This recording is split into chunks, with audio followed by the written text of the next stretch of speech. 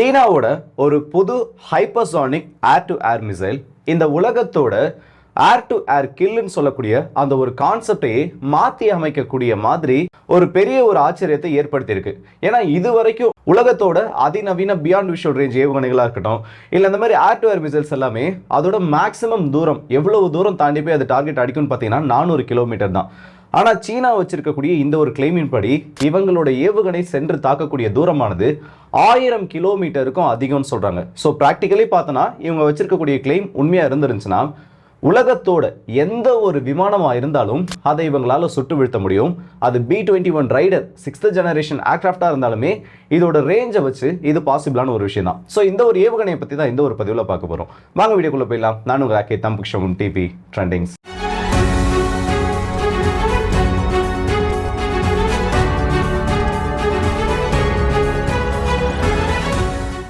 Air to air missile தொழில்நுட்பம் அப்படின்னா என்னன்னு கேட்டீங்கன்னா, வானத்தில் பறந்துட்டு இருக்கக்கூடிய விமானங்கள்ல இருந்து எதிரி நாட்டு விமானங்களுக்கு எதிராகவும் இல்லை வானத்தில் பறந்துட்டு இருக்கக்கூடிய எந்த ஒரு டார்கெட்டாக இருந்தாலும் எனிமியோட டார்கெட்டுக்கு எதிராக இந்த மிசைல்ஸை ஃபயர் பண்ணி சுட்டு வீழ்த்தக்கூடிய அந்த ஏவுகணைகளுக்கு பெயர் தான் ஏர் டு ஏர் மிசைல்ஸ்னு சொல்லுவாங்க.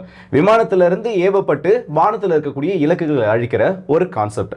இந்த ஏர் டு ஏர் மிசைல் டெக்னாலஜின்றது 1955க்கு அப்புறமா தான் இந்த உலகத்தில் வந்துச்சு. இரண்டாம் உலக போர் காலகட்டத்தில் இந்த போர் விமானங்களோட பயன்பாடு அதிகமாக இருந்தாலும் அப்போதைக்கு இதை பெருசா குண்டுவீச்சு விமானங்களை தான் பயன்படுத்தி இருந்தாங்க. மேல இருந்து சின்ன சின்ன குண்டுகளை டிராப் பண்றது, எனிமியோட ஸ்டேஷன்ஸ் அடிக்கிறதுன்னு சொல்லிட்டு இதுக்காக மட்டுமே அது பயன்படுத்தப்பட்டு இருந்துச்சு.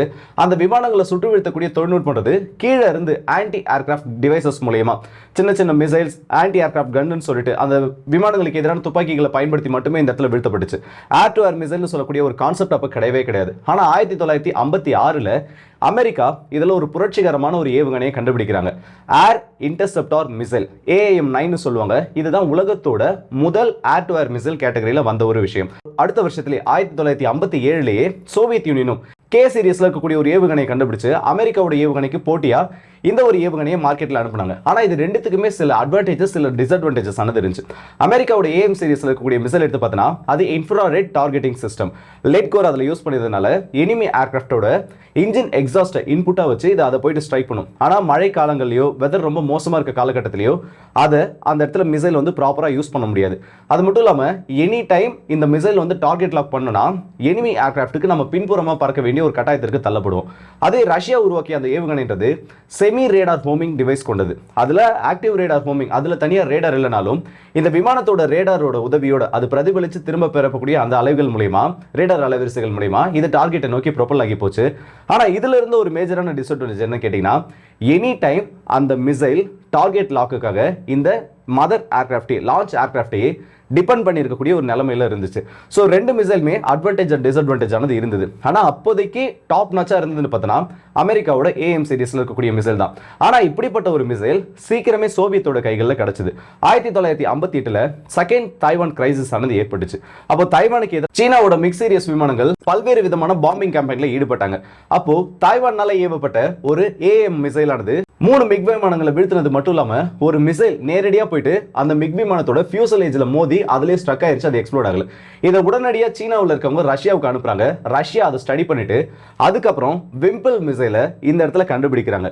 ஸோ இந்த ஏர் டு ஏர் மிசைல்ன்றது இந்த மாதிரி தான் எவால்வ் ஆச்சு. ஸோ இன்னைக்கு இருக்கிறதுல ரொம்ப அட்வான்ஸ்டு மிசைல்னு பார்த்தோன்னா யூரோப்பியன் கான்டினென்ட்ல மெட்டியார் மிசைல், ரஷ்யாவுக்கு R-37, R-73, அமெரிக்காவுக்கு AM சீரிஸ்ல இருக்கக்கூடிய மிசைல்ஸ்னு சொல்லிட்டு அதிநவீனமான மிசைல்கள் இருக்கு. சீனா கிட்ட இருக்கிறதுலே அட்வான்ஸ்டு மிசைல்னு பார்த்தோன்னா பியாண்ட் விஷுவல் ரேஞ்சில் ஸ்டார்டிங் ஸ்டேஜஸ்க்கு PL-15, இதுக்கு அடுத்தபடியாக பார்த்தோன்னா இதோட ரொம்பவே லாங் ரேஞ்ச் வேரியண்டா இருக்கக்கூடிய PL-17. இது எல்லாத்தோட மேக்ஸிமம் ரேஞ்ச்ன்றது 200லிருந்து 300 கிலோமீட்டர்கள் தான். எக்ஸ்போர்ட் வேரியண்ட்ல 200 கிலோமீட்டர் PL-15E வேரியண்ட்ல இருந்துட்டு இருக்கு. அப்படி பார்க்குறப்போ இந்த ஏர் டு ஏர் மிசைல்ஸோட அந்த எவால்யூஷன்றது இப்போ ஒரு முக்கியமான கட்டத்தை எட்டியிருக்கு. இந்தியா பாகிஸ்தான் போர், ரஷ்யா உக்ரைன் போர்ல இதோட செயல்பாடுன்றது ரொம்பவே அதிகமாக காமிக்கப்பட்டதா செய்திகள் இருக்கு.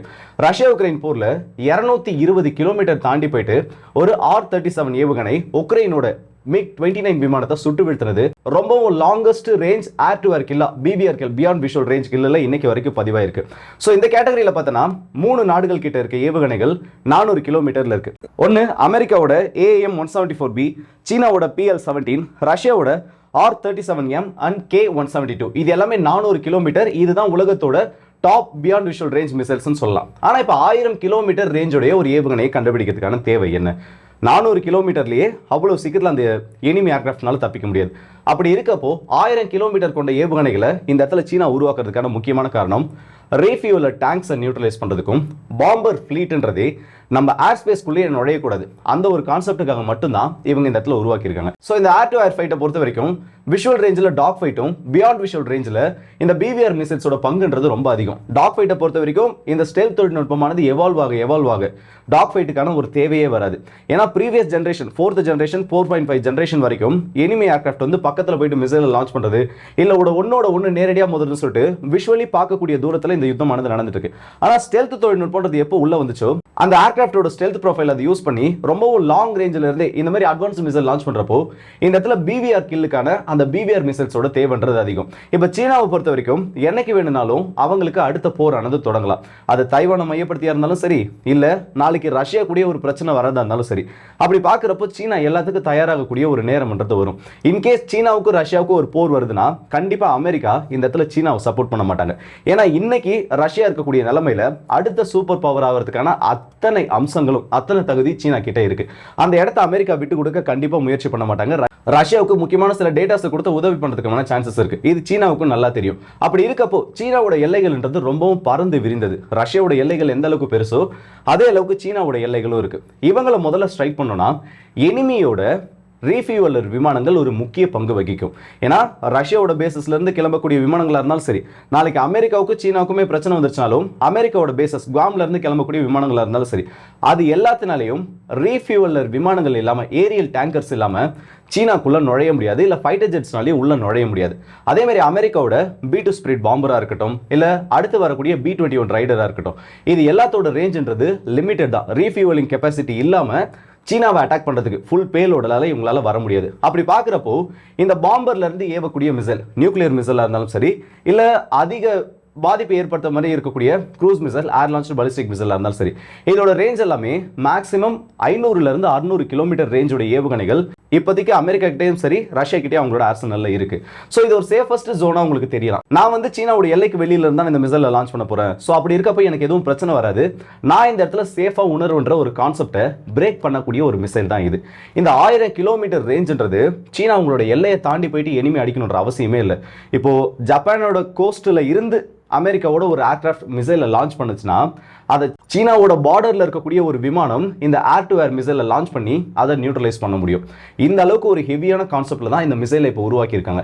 அது மட்டும் இல்லாமல் இந்த எஸ்கேப் ஜோன் ஒன்று இருக்கு, நோ எஸ்கேப் ஜோன் ஒன்று இருக்கு. இந்த ஏர் டு ஏர் மிசைலை லான்ச் பண்றப்போ எஸ்கேப் ஜோன்ன்றது இப்போ ஒரு 300 கிலோமீட்டர் ரேஞ்சோட ஒரு மிசைலை ஃபயர் பண்றாங்கன்னா உங்களோட விமானம் ஒரு 200 கிலோமீட்டர் அந்த லான்ச் பிளாட்ஃபார்ம்ல இருந்து 200 கிலோமீட்டர் தள்ளி இருக்கு. உங்க விமானத்தோட மேக்ஸிமம் வேகம் சத்தத்தோட வேகத்தை விட ஒரு 2 மடங்கு வேகத்தில் போக முடியும்னு வச்சுக்கோங்க. இப்போ F-22 ராப்டர் இந்த இடத்துல எடுத்துப்போம். அதோட ஆஃப்டர் பர்னர்ஸை யூஸ் பண்றப்போ இந்த 200 கிலோமீட்டர் அது கிராஸ் பண்ணி வரதுக்குள்ள அந்த 100 கிலோமீட்டரை அந்த விமானம் அவுட் ரன் பண்ணி வெளியில போயிடும். ஸோ இந்த மிசைல் அதோட ஃபியூல் காலியாகி கீழே விழுந்துரும். இது எஸ்கேப் ஜோன்னு சொல்லுவாங்க. ஆனால் நோ எஸ்கேப் ஜோன் ஒன்று இருக்கு. இப்போ இந்த உள்ள வரக்கூடிய மிசைல் ஹைப்பர்சானிக் ஸ்பீட்ல வருது. அது மட்டும் இல்லாமல் ஒரு ஸ்டெல்த் மிசைலா உள்ள வருதுன்னா எனிமியோட ஏர்கிராஃப்ட்னால ஏவேக்ஸ்னாலையும் சரி, இல்ல மற்ற ரேடார் பிளாட்ஃபார்ம்ஸ்னாலையும் சரி இந்த மிசைல் உள்ள வரதே கண்டுபிடிக்க முடியாது. ஒரு உதாரணத்துக்கு சொல்றேன். இப்போ உங்களோட விமானம் மணிக்கு 1000 கிலோமீட்டர் வேகத்தில் போயிட்டு இருக்கு. 150 கிலோமீட்டர் தொலைவில் இந்த ஏவுகணை வந்துட்டு இருக்கு. ஆனா அந்த வரக்கூடிய ஏவுகணை 3000 கிலோமீட்டர் வேகத்தில் வந்துட்டு இருக்கு. இப்போ நீங்க எவ்வளவுதான் இங்க இருந்து ஓட்டம் பிடிக்கணும்னு நினைச்சாலும் நீங்க அந்த ஜோனை தாண்டறதுக்குள்ள இந்த மிசைல் உங்களை விரட்டி வந்து பிடிச்சிரும். இதை நோ எஸ்கேப் ஜோன் சொல்லுவாங்க. அந்த மிசைல் கிட்ட இருந்து தப்பிக்கவே முடியாது. அப்படி பார்க்குறப்போ இந்த 1000 கிலோமீட்டர் ரேஞ்சுடைய ஹைப்பர்சானிக் ஏர் டு ஏர் மிசைலோட அந்த நோ எஸ்கேப் ஜோன்ன்றது பல 100 கிலோமீட்டர்கள் அதிகம். ஸோ ஒன்ஸ் லான்ச் பண்ணிட்டோம்னா இதோட கில் ப்ராபபிலிட்டின்றது 90% அதிகமாக இருக்கிறதுக்கான சான்சஸ் இருக்குன்னு சொல்லியிருக்காங்க. ஸோ ஃபியூச்சர் வார்ஃபேரில் ரீஃபியூலர் டேங்கர்ஸாக இருந்தாலும் சரி, இல்லை பாம்பர் விமானங்களாக இருந்தாலும் சரி, ஏவேக்ஸ் எல்லாமே இந்த ஒரு த்ரெட்டுக்குள்ள அடக்கும். அப்படி ஒரு ஏவுகணையை இப்போ சீனா உருவாக்கிட்டு இருக்கதா சொல்லியிருக்காங்க. இந்த டெக்னாலஜி வேற யார்கிட்டையும் கிடையாது. லாங்கஸ்ட் ரேஞ்ச் மிசைல் பார்த்தா இந்த 400 கிலோமீட்டர் இருக்கிறது தான். ஆனால் சீனாவோட அறிவிப்பை நம்ம எல்லாத்தையும் ஃபுல்லாகவும் நம்பிட முடியாது. இதை பற்றின டீடைல்ஸ்ன்றது மற்றபடி வெளியில் எதுவும் தெரியல. இதுக்கான ப்ராஜெக்ட் போயிட்டு இருக்கதா சொல்லியிருக்காங்க. ஆனால் இப்படி ஒரு மிசைல் உருவாக்கிட்டு இருக்கின்றதை மட்டும் தெரிஞ்சுக்கோங்க. ஃபியூச்சர் வார்ஃபேரையே மாற்றுறதுக்கான கெப்பாசிட்டி இந்த ஒரு டாபிக்கு இருக்கு. ஸோ இந்த வீடியோ பற்றி உங்களோட கமெண்ட் செக்ஷனில் சொல்லுங்கள். அடுத்த வீடியோஸ் இப்போ மாதிரி உங்கள் எல்லாருக்கும்